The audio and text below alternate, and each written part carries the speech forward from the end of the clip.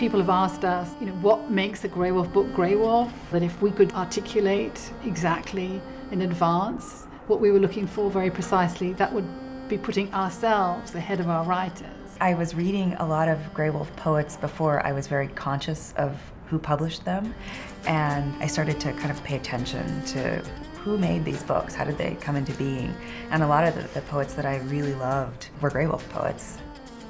If we were going to grow, if we were going to really get a little bit of flexibility in the budget for more risk-taking, for more growth, to go to the next level as publishers, which is what we had said we were going to do in our strategic plan, we needed additional funds. So we said that money was going to increase sales and increase our backlist and bring us to the next level. We would have a new kind of success on the list.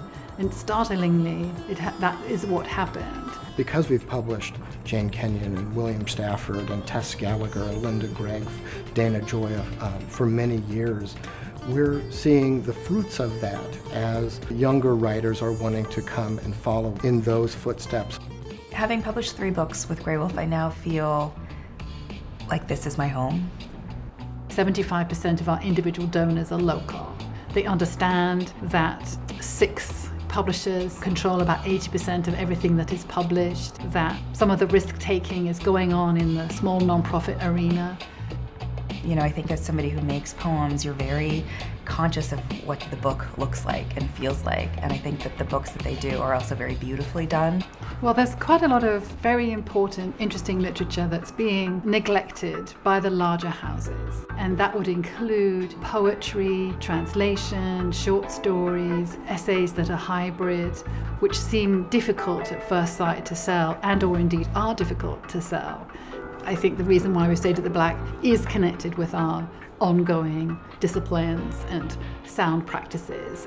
There's just a constant practice always of looking behind. What did we do? Did we do what we said we were going to do? And where is what we are currently doing taking us? What are the ramifications? Adding translation to the poetry list has allowed us to include poets like Tomas Transtromer, who won the recent Nobel Prize in Literature, Peace Prize winner Lou Chabot, and we're getting ready to publish a new book by Sadi Yusuf, an extraordinarily important Iraqi poet and one of the best known and most important writers from the Arab world. Those books provide something that broaden our list considerably, and I think publishing international writers is incredibly vital for Americans to have the experience of reading other art forms from other cultures.